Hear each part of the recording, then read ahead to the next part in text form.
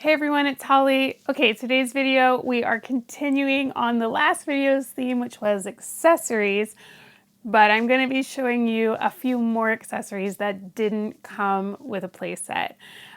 You'll notice I'm still wearing my barrettes that I was wearing in the pretty hair playset video, but I've got three more things that I want to show you today. Just pieces, a few pieces from the accessories.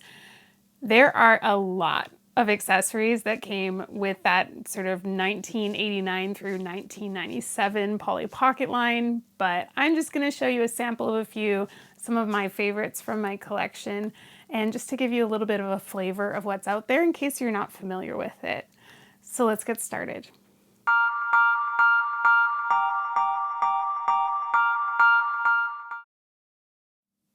All right, so first and foremost, I don't know if you can see it there, I am wearing Polly earrings. Specifically, these are clip-on earrings, and I'm not particularly a huge earring person, but these are so cute. So these are part of the 1991 Polly's earring case, this is the case that they came in. There are two pairs of clip-on earrings that came in here. I just love these ones, they're so cute. So that is one pair, is these pink earrings. The second pair is like a leaf style, but again, they're both clip-on, so they don't have studs in them. They just have that clipping mechanism. They're so cute. I didn't know that there was stuff like this out there at the time. I never have seen this as a kid. I didn't have any friends that had this stuff, so it's really neat to see it now as an adult. And I did have my ears pierced. I want to say I got my ears pierced when I was 5 years old, but I still loved clip-on earrings and stick-on earrings. And I think those were just kind of signature 90s things, to use clip-on earrings and stick-on earrings. So, so cute. I love that it came with two sets. Also, again, I know I always say this, but surprised that whoever owned these before me didn't lose them, because I can see these falling off very easily if they're not actually real stud earrings. So pretty cool, and great that at the end of the day you can just pull them off. So for kids that didn't have their ears pierced, I can see how that would be pretty exciting to own a set like that. Next up, I've got the rest of the stuff on my arm here. So here I have the, this is the real name, 1991 Dinky and her dolphin ring. That is what it's called. I'm not making that up, but I'm just gonna bring myself out of focus here. So this ring has, her name is apparently Dinky. She is wearing a polka dot black and white bathing suit, and she is riding a dolphin. She's on a wave, and it's quite a neat ring. So it actually, like the whole wave section just slides off. And then she slides on that base too. So if you're familiar with how the rings are constructed, they will typically all have a base like this, something that snaps on top. And then in this case, to fill in that space, there is that little wave. It's really cute. A lot of the rings have moving pieces. This one doesn't really, by moving pieces, I say some of them have like desk or a table that Polly will sit at. This one is, just stationary. You can't take the figure off and play with her, but really, really cute that she's riding a dolphin. And again, because it's a bit unique like that, I think that's why I like it so much. That is the 1991 Dinky and her dolphin ring. Adorable. Okay, last but not least, my husband and I love going thrifting, and we love going toy hunting. And we have been lucky a few times finding Polly Pocket stuff. It's not easy to find that stuff just out in the wild. Typically, if you find it, you're going to find it on a buy-sell website such as Facebook Marketplace, Craigslist, eBay. Sometimes you'll find it in a Polly Pocket swap group on Facebook. But finding stuff in the wild these days is pretty hard, and you feel like you struck gold when you find it. That's how I felt when I found this piece. We were out probably about an hour away from home. There is a really cool toy store to us locally that sells used toys, all the way from vintage stuff through just like used Paw Patrol toys. So also current stuff is what I'm trying to say.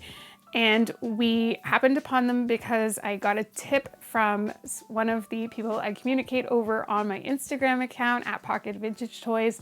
And she said, you know what, you should go check out the store. I've seen Polly's there before. You might be able to find something. She was right. So shout out to Treasure Hunt Toys for doing that.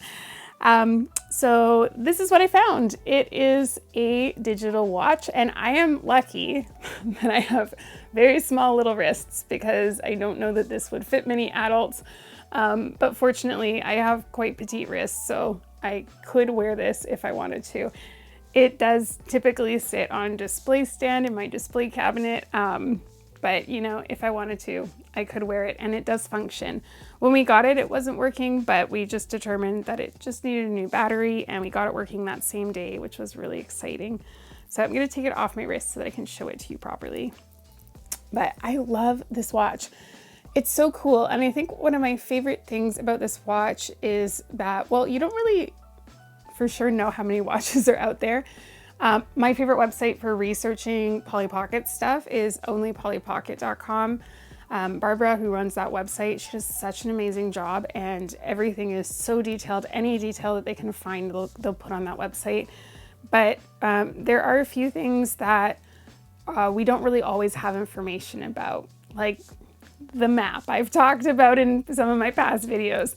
Watches is one of them because they weren't specifically made by Bluebird, they were licensed. So most of the watches were licensed to a company called Hope Industries. This says that they are based in New York. So on the back of this watch, it says copyright 1995 Bluebird Toys. And then it also says copyright 1995 Hope Industries. So this watch is from 1995 towards the tail end of this Polly Pocket era. But really beautiful lenticular front to it. And when I first saw it, I thought, is that a watch?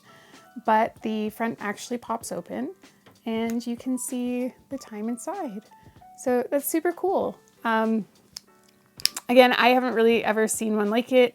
It's not on the website, so it's hard to say like how many of these things are out there and how many different styles they made and if they only made them for certain countries. If any of you happen to have this, please let me know, because I always, I'm curious. After I got it, I went like on a total Google black hole, you know, looking for it everywhere, and I couldn't find any information. So if anyone has this, let me know, because I'd be curious. A lot of this stuff, it feels like there's not many of them left out there, and I can understand why stuff like this gets broken, it gets worn down. This one, I don't know if anyone actually ever wore it because it is so clean. None of this lettering is worn off, which if it was actually on someone's wrist regularly, you would imagine that it probably would get worn off. So yeah, so what was your favorite thing from my video today? The barrettes don't count, but I've got the ring, I've got the watch, which I think is my favorite. But it's a hard call because the earrings are so cute. I was so thrilled to find these because they're adorable. But let me know in the comments what your favorite piece from today's video was.